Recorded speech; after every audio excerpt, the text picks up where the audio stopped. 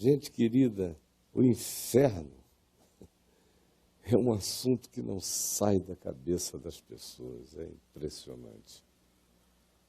Todo mundo tem um inferno na cabeça de um modo ou de outro. E é motivados pelo inferno que as coisas mais loucas do planeta acontecem. Por exemplo, tem gente que, em nome de Deus e por ódio do inferno e daquilo que os humanos fazem, que pode ser considerado como agente indutor cultural de influência para que pessoas de uma sociedade, em sendo influenciadas, vão para o inferno. Então, por amor ao Deus que é contra o inferno, tem gente que vai e mata todo mundo. Por causa de Deus e para impedir a propagação do inferno na terra. Vão e assassinam. E continuam planejando todo dia assassinar mais pessoas para impedir o crescimento do inferno. Por exemplo, esse choque que a gente assiste e que tem hoje em dia no Estado Islâmico a sua representação arquetípica, porque o Estado Islâmico vai passar e vão surgir outras representações arquetípicas do mesmo tipo, assim como a Al-Qaeda está virando a sacristia do Estado Islâmico, mas já foi a coisa que de mais tenebrosa a gente conhecia. E desde que eu sou menino, eu só vejo essas bestas de um chifre serem substituídas por outra de 2, depois de 3, depois de 8, de 10. É uma quantidade enorme, mas elas não cessam. Tudo em nome da mesma pressuposição. Só piora, só aumenta. É inferno contra o inferno. Vamos liquidar o inferno, os outros, porque os outros, por exemplo, o ocidente da Terra, estão levando a eles mesmos, a todos os demais, e nos influenciam, nos tentam. Nos tentam. Vamos acabar com a civilização deles, porque sem a civilização deles nós não seremos tentados. Inferno. Inferno é a força motriz da espiritualidade de quase todo mundo. Com a suspensão do inferno, um monte de gente aqui iria viver de outro modo. Ah, é? Tem muita gente que não se divorciou por causa do inferno. Tem gente que não traiu ainda por causa do inferno. Tem gente que não expressa os seus pensamentos com medo do inferno. Há pessoas que ficam sob julgos e aprisionamentos relacionais a vida inteira por causa do inferno. Também. O inferno determina a agenda do planeta. Tenho certeza disso. Há muitos determinadores de agendas, mas a morte e o inferno são os que mais provocam os nossos agendamentos, os nossos compromissos existenciais na vida. Sem que a gente perceba tantas vezes. A gente só percebe naquelas horas de decisão, quando as pessoas não tomam decisão baseadas na sua consciência, mas baseada no medo. E o pai dos medos e a mãe dos medos é a morte e o inferno, presentes na gente o tempo todo. Todas as religiões do mundo lidam com essa categoria e a enfatizam, com exceção de algumas poucas, que são aquelas religiões sem Deus pessoal, como o budismo. Ela é uma religião ateia, de um Theos, de um Deus pessoa.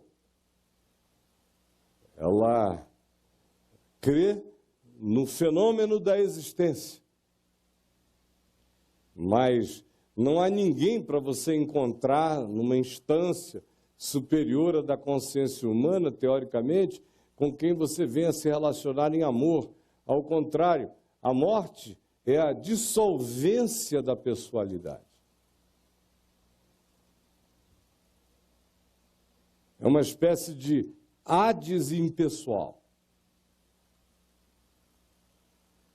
Mas as religiões, em geral, as do livro, judaísmo, cristianismo e islamismo, e as religiões afro-ameríndias, as religiões dos fenômenos autóctones, todas elas têm céu e inferno. Como a nossa sociedade também tem céu e inferno. O inferno são certas classes sociais e econômicas. E o céu são algumas categorias sociais e econômicas concedidas a poucos escolhidos para fazerem parte dela. Mas isso está na base das nossas espiritualidades, das nossas moralidades, é a pedra fundamental da consciência da maioria das pessoas na sociedade humana. É o medo do inferno que faz a gente não fazer um monte de outras coisas que sem tal medo a gente faria. Eu vejo, inclusive, ateus que têm medo do inferno. Pelo sim e pelo não, Deus não existe, mas tem tanta maldade no mundo que pode ser que continue do lado de lá. Então, deixa eu diminuir o risco aqui. E se a gente for olhar para dentro do nosso coração, nós vamos ver o poder extraordinário que a divindade de Hades, esse deus grego, tem na alma da gente, o deus da morte. Hades, filho mais velho de Cronos, de acordo com a mitologia grega. Aí você diz, mas por que você está falando de Hades se supostamente a gente veio aqui para ouvir o Evangelho? É porque o Evangelho incorporou a nomenclatura grega do Hades para falar de inferno. Hades era o filho mais velho de Cronos. Cronos, como todo pai onipotente ou com síndrome de onipotência, não suportou a existência dos seus filhos, porque entendeu que iria ser sucedido pelo seu filho Hades, que era o mais velho, o primogênito, e os primogênitos eram os sucessores. Mas se não fosse por Hades, seria por um dos outros filhos, homens. Poseidon, Zeus, que era o mais novo, mas era o mais bonito e charmoso. Cronos, então, comeu inicialmente a Hades e comeu a todos os outros. Essa imagem extraordinária do Cronos. Cronos é de tempo, cronômetro, cronologia. Cronos, tempo, tempo mensurável. É o tempo brigando com a morte, brigando com os poderes, para não ser sucumbido, querendo sobreviver ao mundo invisível, a Hades, querendo sobreviver aos mares, querendo sobreviver às alturas, aos céus. Essa angústia vociferante, angustiosa, que eles expressaram nessa forma do Deus Cronos, querendo devorar a morte, o tempo querendo engolir a morte. Engole, mas a morte não morre, né? Ficou dentro dele. da barriga dele. Hades. Como todos nós, que tentamos engolir a morte o tempo todo. Me diga, quantos anos faz que você não vem tentando comer Hades, comer a morte? Todo mundo aqui sofre da síndrome de Cronos. Todos nós queremos ser deuses imortais, contínuos, e tudo que é ameaça procede da gente, mas não faz mal, pode ter nascido da gente, a gente come. É uma imagem psicológica e espiritual linda, com aplicativos em todas as direções, mas a começar da gente. Por exemplo, a juventude é uma angústia vociferante para Cronos engolir Hades, para a gente não morrer,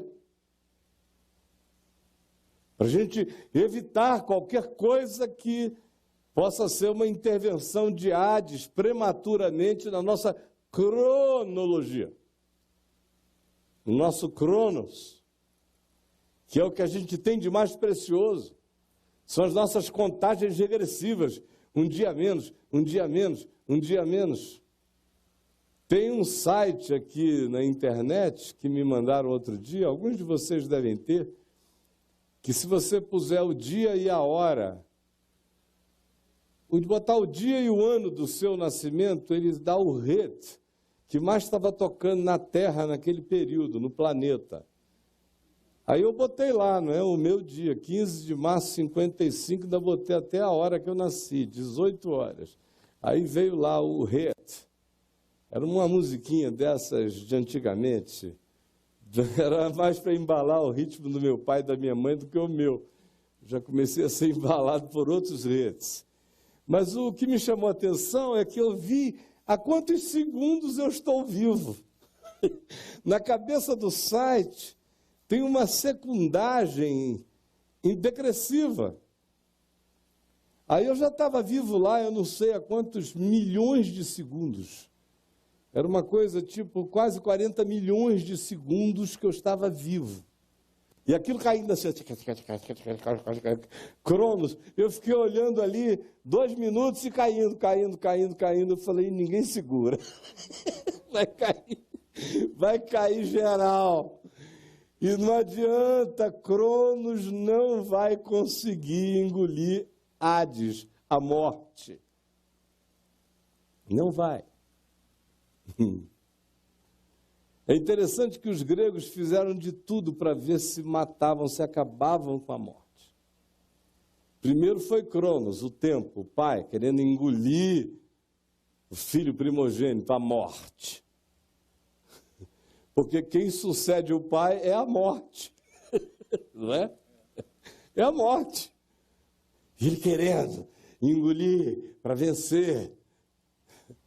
Aí não consegue, porque ele ficou possuído, habitado pela morte, de modo que Hades venceu Cronos, o pai.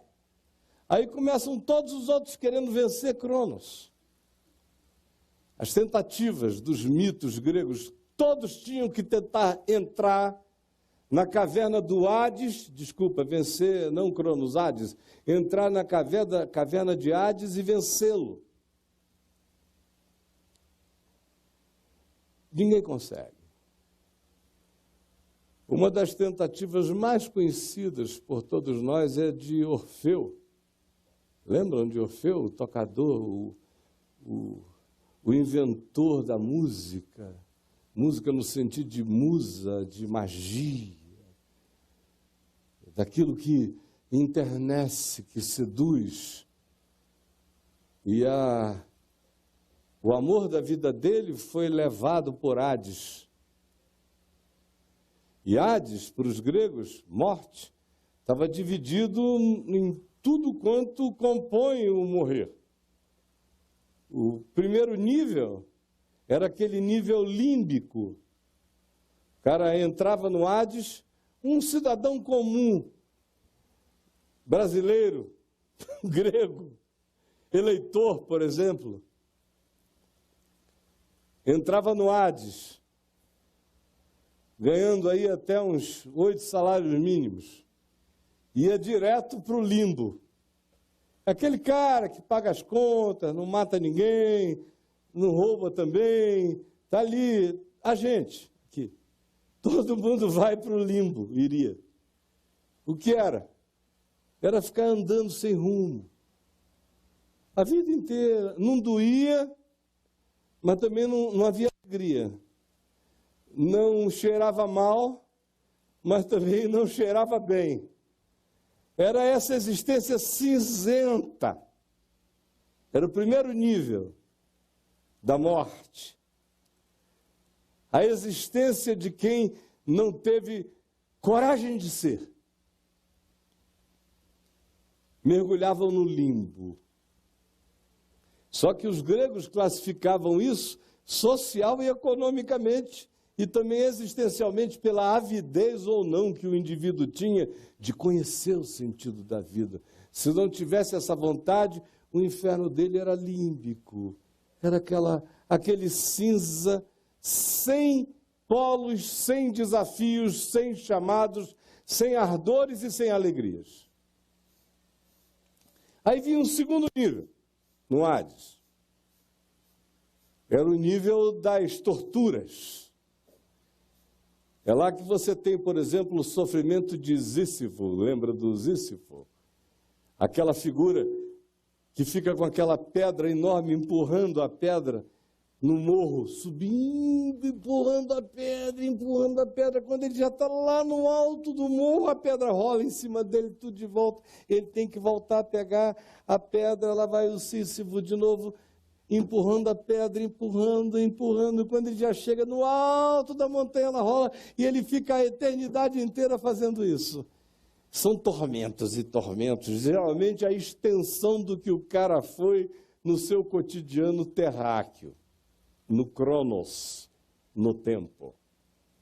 Aí vem um terceiro nível. Esse segundo nível é bem parecido com a ideia que a maioria tem de inferno. Pode até fazer e não pagar aqui, mas lá pagará. Aí vem o terceiro nível, em Hades. Era o nível que não era infernoso, era paradisíaco. Era o Elísios. Esse segundo nível de dor era chamado de Tártaros. O terceiro nível, Elísios. Em Elísios era onde estavam as ilhas paradisíacas, de alegrias indizíveis e maravilhosas.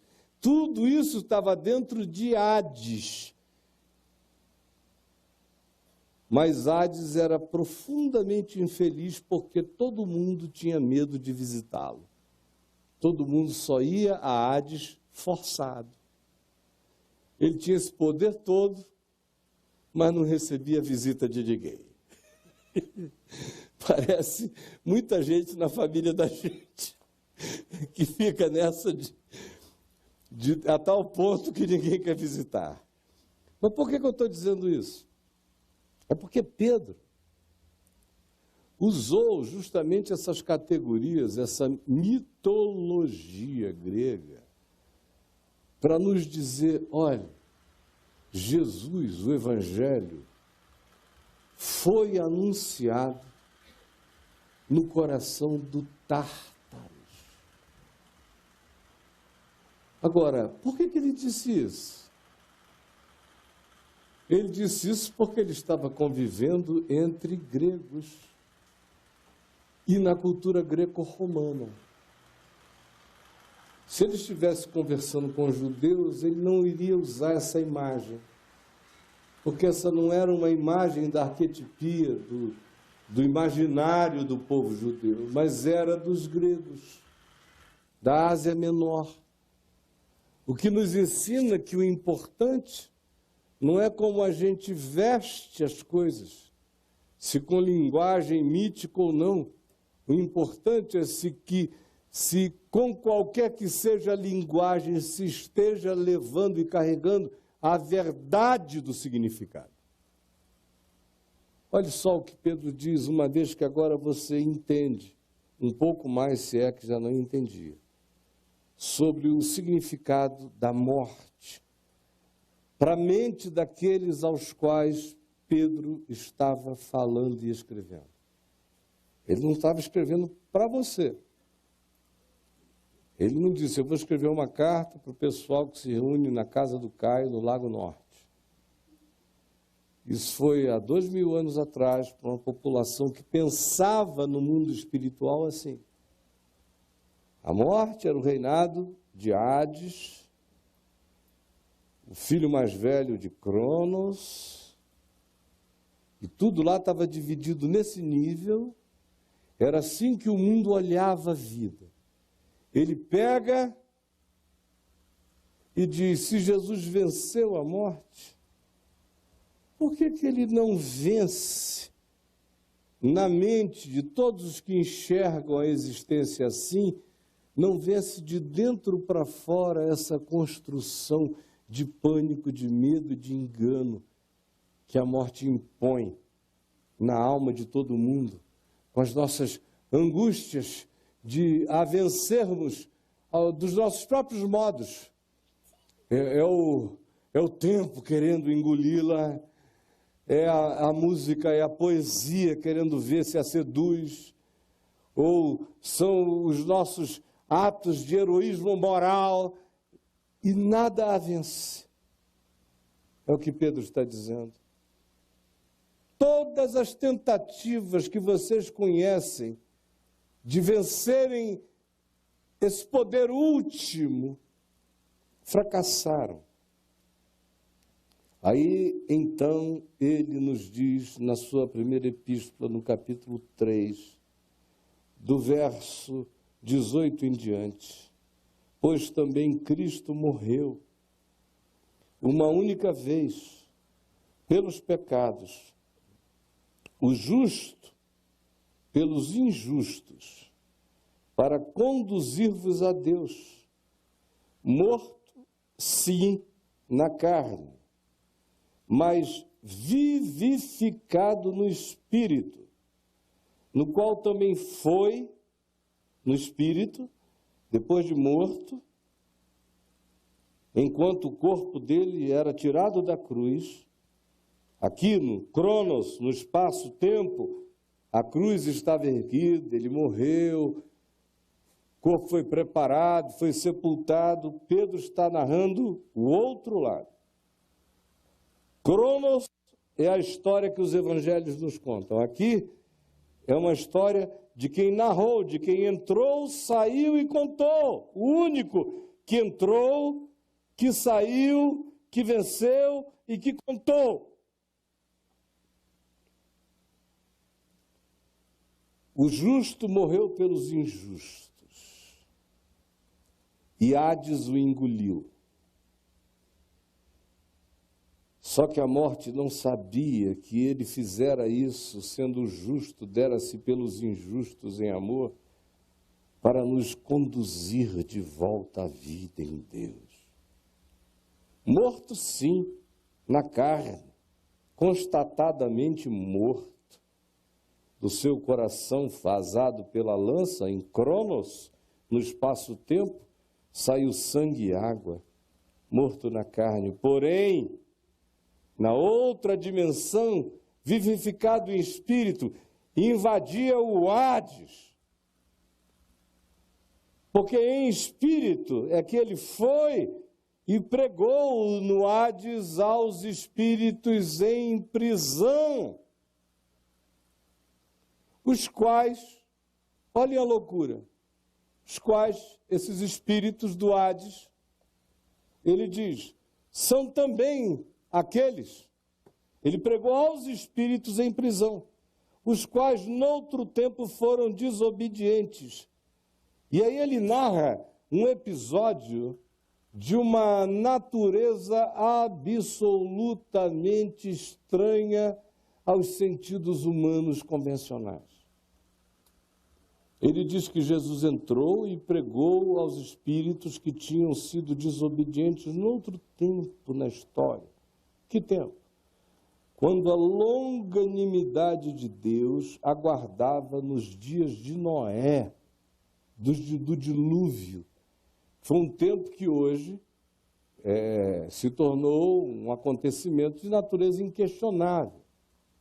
Na década de 30, 40, 50, que surgiram aquelas modas de tentativa de relativizar o dilúvio, eu ainda peguei a rebarba disso, evangelizando nas universidades na década de 70. Hoje em dia, a antropologia universal, a geologia, os achados mais extraordinários das ciências mais diversas, com as datações mais sofisticadas e a antropologia mais ampla possível, não nega esse dilúvio comum narrado por todas as civilizações da Terra. É esse tempo aqui que se diz, por que esse tempo foi tão incomum e por que esse inferno, esse Hades, esse Tártaros, foi tão importante, essa visita, e a narrativa de que foi e pregou o Evangelho aos espíritos em prisão. Isso é contra tudo que nós fomos ensinados a vida inteira. O cara morreu, não tem mais chance para ele, jamais. Mas aqui, tem um que entra em Hades e sai do Hades. E não sai com uma historinha. Ele sai levando cativo o cativeiro. Ele entrou e pregou aos espíritos em prisão. Muitos comentaristas do texto grego original dizem que a expressão para pregar é uma proclamação de vitória, de redenção, de resgate. Olha a loucura dessa graça de Deus. E Pedro faz questão de exagerá-la, porque ele está falando para gregos em relação ao Hades. O único que entrou e saiu, não saiu para contar a história, saiu trazendo os que estavam cativos lá de dentro para fora. Que eram aqueles que foram desobedientes quando a longanimidade de Deus aguardava nos dias de Noé. Vocês lembram? Abram aí, se quem quiser, ou abram depois, anotem para pesquisar mais tarde, em Gênesis 6, de 1 a 7. É aquele tempo ali que você está descrevendo aqui. Quando foi? Quando aqueles seres alienígenas, os Benai Elohim, traduzidos aqui como filhos de Deus, e que só aparecem no Velho Testamento vinculados a anjos, a seres não da nossa dimensão, mas de uma outra, o que é corroborado por Pedro na segunda epístola dele, e por Judas, o irmão de Jesus, aludindo ao mesmo tempo, fala de anjos. Os Benai Elohim, os filhos de Deus, não era a descendência de Sete com tesão na descendência de Caim. Não, isso era normal.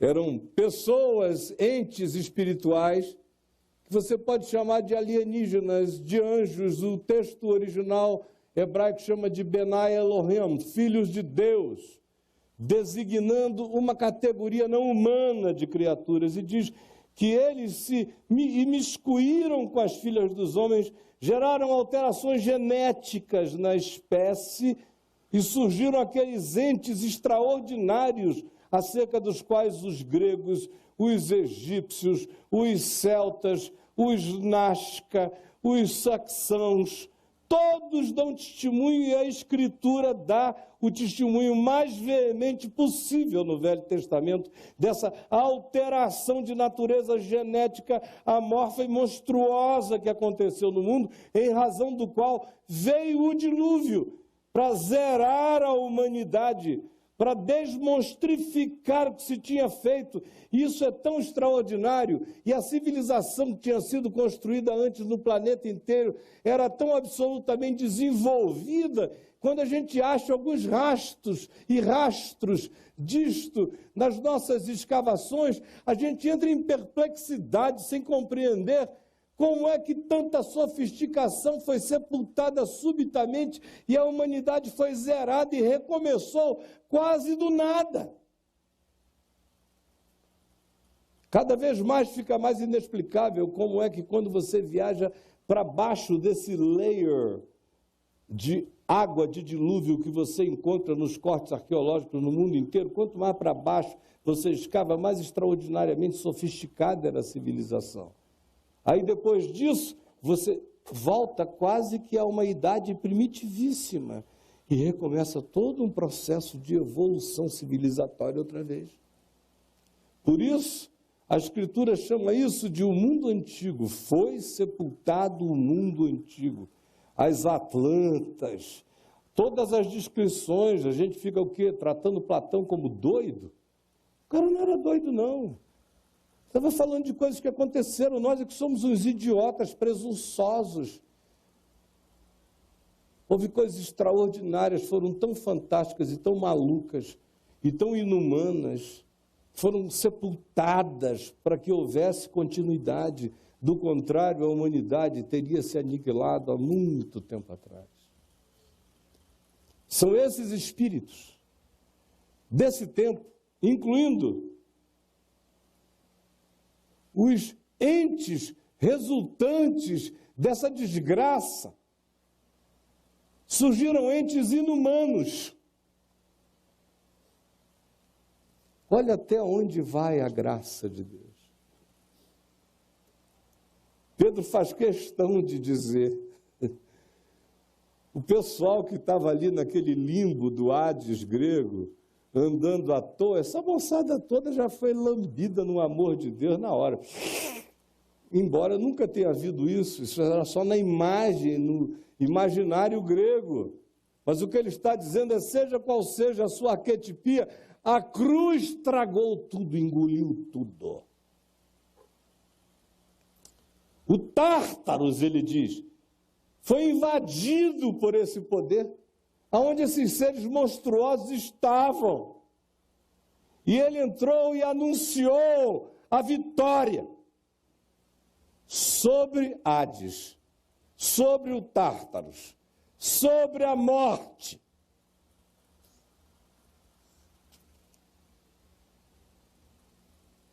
Aí Pedro prossegue um pouco mais adiante, no capítulo 4, dizendo, ele está falando, o contexto antecedente imediato dessa fala é sobre gente que está sofrendo, sendo justa, gente boa apanhando, sendo maltratada.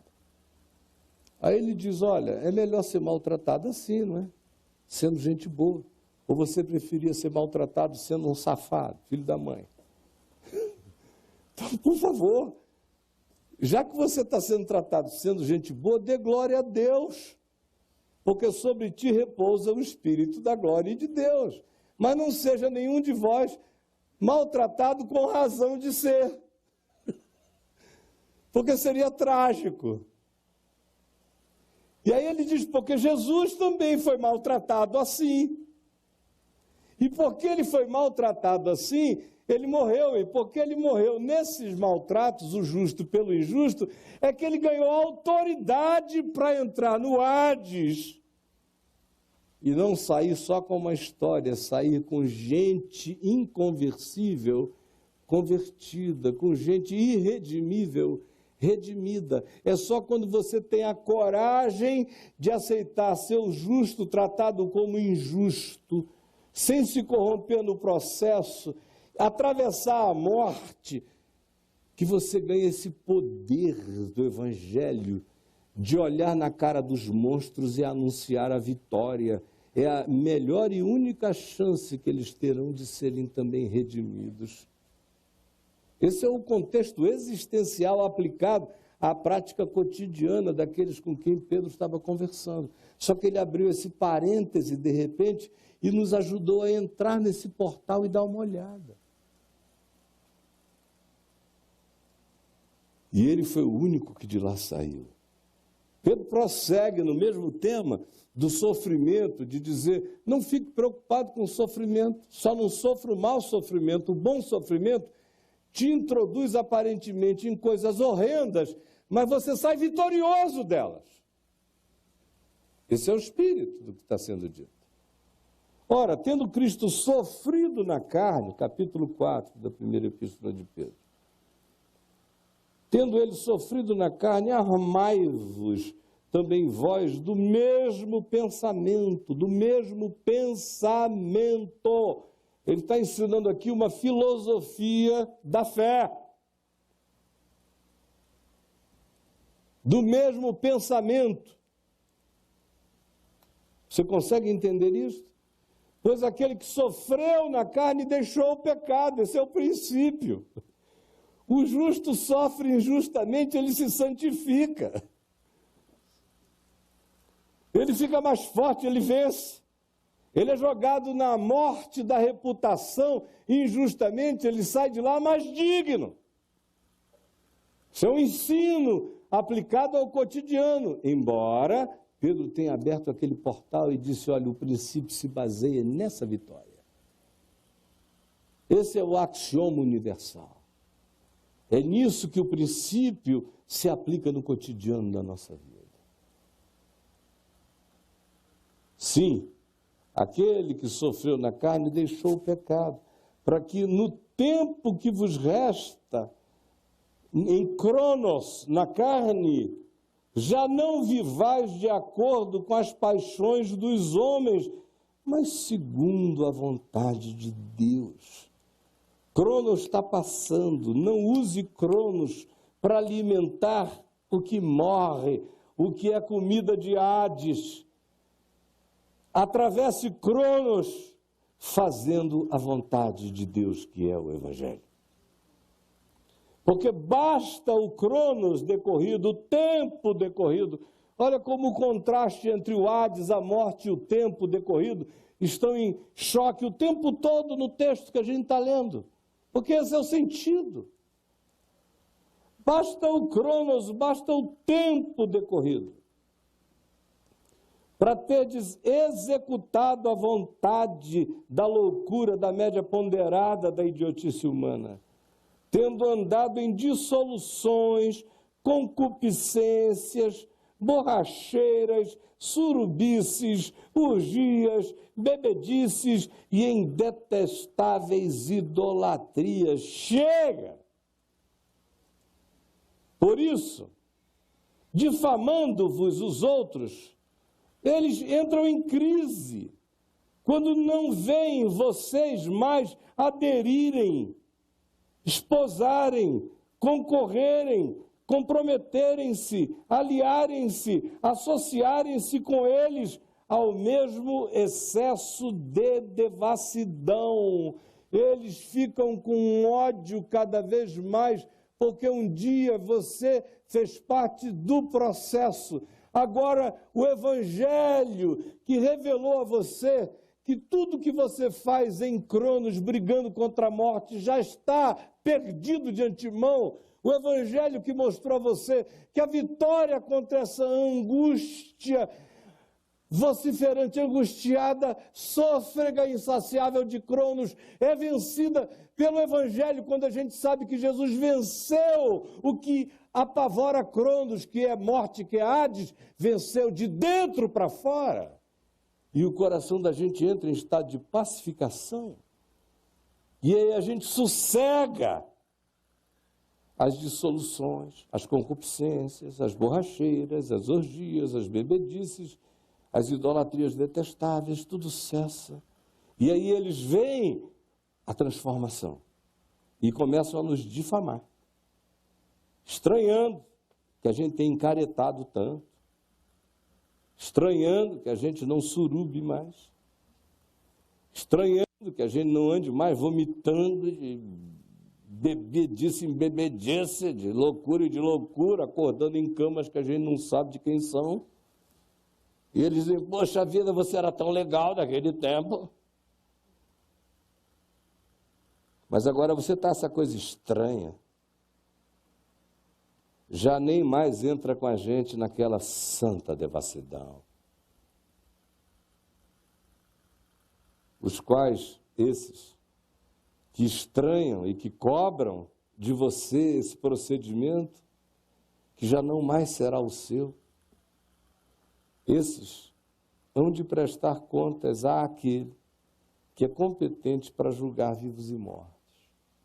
Aí a gente diz, puxa vida, Essa misericórdia de Deus é tão grande que entra lá no Tártaro, tira um bicho nefilim desgraçado de lá, uma civilização mais maluca, a civilização mais maluca e mais geneticamente alterada que a humanidade já conheceu, e vai lá e proclama a graça e os tira de lá. Para terminar assim, é um amor que só termina em condenação. Faz uma misericórdia danada para anunciar um final trágico. Porque seria uma contradição, não é? Eles estão difamando vocês porque vocês não entram mais no excesso de devassidão, mas eles vão de prestar contas àquele que é competente para julgar vivos e mortos. Você precisa de, puxa vida, tudo que é amigo meu está danado de novo. Aí Pedro prossegue dizendo, pois é a razão, né? É o porquê da história. Porque, ou razão pela qual, ou para este fim, foi pregado o Evangelho também a mortos. Aqui, os mortos daqui, daquele portal sobre o qual falei há pouco. É o contexto. Para este fim foi o Evangelho pregado também a mortos. Para quê?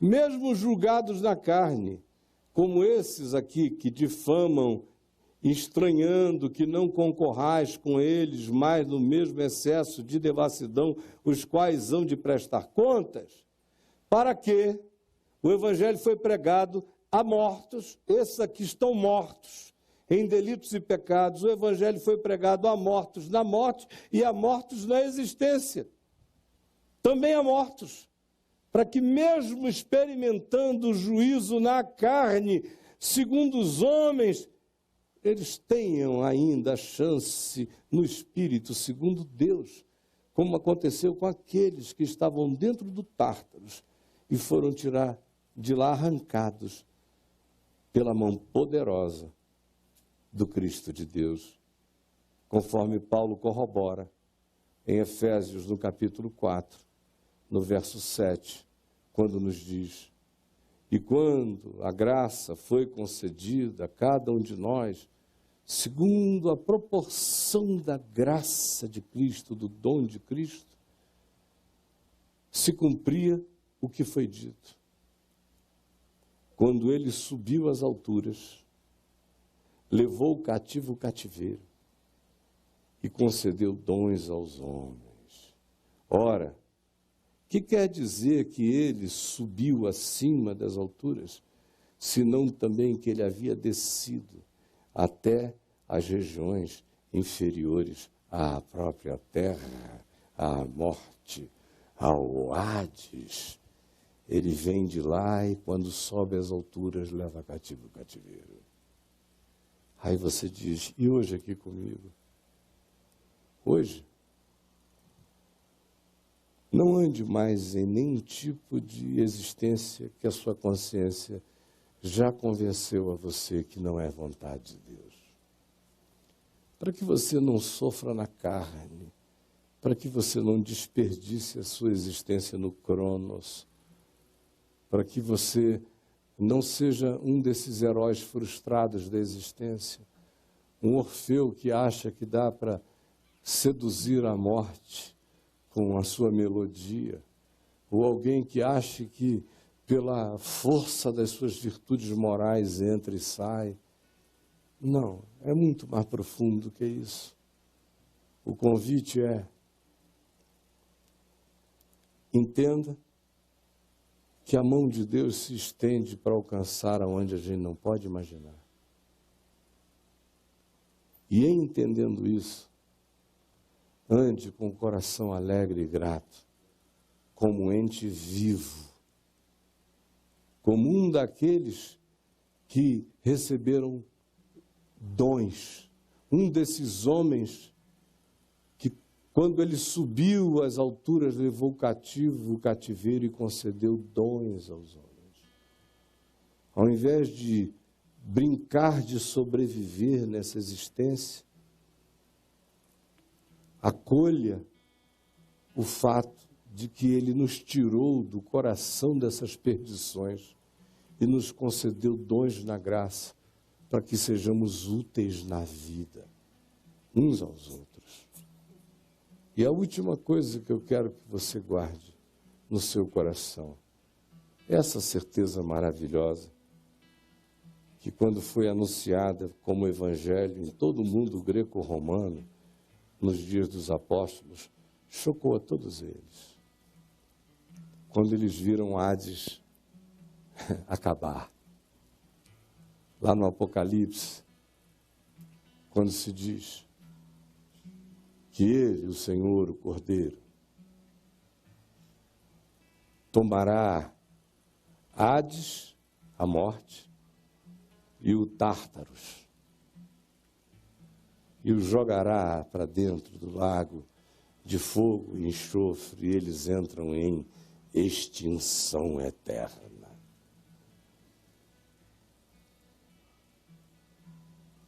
O inferno vai acabar. Só o amor de Deus permanecerá eternamente. Mas até lá, tem muita gente vivendo no inferno hoje, tem muita gente que ainda vai conhecer desnecessariamente o inferno e muitos infernos, e que não precisava mais conhecer nenhum. Porque a mão do Eterno se estendeu para o mais profundo de todos os tártaros. Tirou lá de dentro os seres anômalos, os inumanos pré-diluvianos, os filhos da fusão indescritível, as criaturas inomináveis, os híbridos indizíveis, e toda uma geração alucinada. Eu sei que a multidão dos protestantes está toda me ouvindo, arrepiada, zangada. O pessoal que torce muito em favor do inferno, em geral, é gente de lá. De lá. No evangelho que eu leio, a morte e o inferno hão de acabar. Mas não viva neles, por favor, porque esse dia ainda não chegou.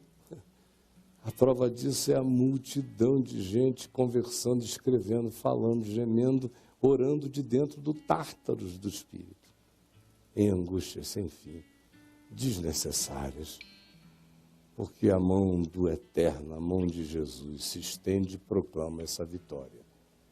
E se você chegou hoje aqui, respirando os ares do Hades, em nome de Jesus, aceite ser tirado e saia daí pelas mãos do amor de Deus agora.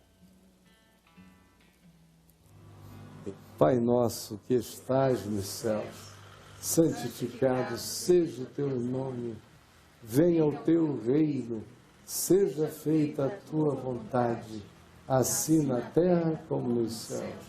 O pão nosso de cada dia nos dá hoje, perdoa as nossas dívidas, assim como nós perdoamos os nossos devedores, e não nos deixes cair em tentação, mas livra-nos do mal, pois teu é o reino, o poder e a glória para sempre.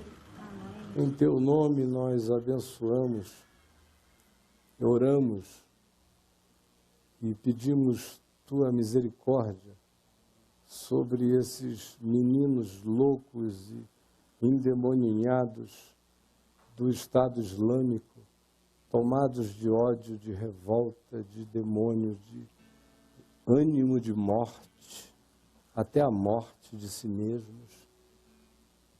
Tem compaixão. Eles vivem hoje o papel do perverso que oprime, que mata. E tu disseste, eles vivem hoje o papel do inimigo. Tu disseste, orai, orai por eles.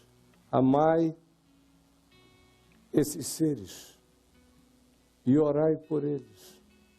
Nós oramos por eles e E oramos pelos pais deles, pelas famílias deles. Que desgraça é ter uma alma assim na família. Como aquele pai que falou diante de ti, Jesus, esta semana, que ficou aliviado quando soube que mataram o filho dele e o filho não iria matar mais ninguém. Que coisa horrenda. Nós dizemos, Maranata, vem Jesus. A terra geme, está bêbada e cambaleante. Levanta homens e mulheres lúcidos, não deixa que nós entremos na mesma embriaguez planetária, mas preserva as nossas mentes. É o que eu te peço, em meu favor, em favor de todos os que dizem amém e em favor dos que ainda não ouvem essa voz, a tua palavra. É o que eu te imploro, em nome de Jesus. Vão em paz, meus irmãos, uma boa semana. Que Deus nos encha do Espírito Santo e leiam o Evangelho de carreirinha, em nome do Senhor.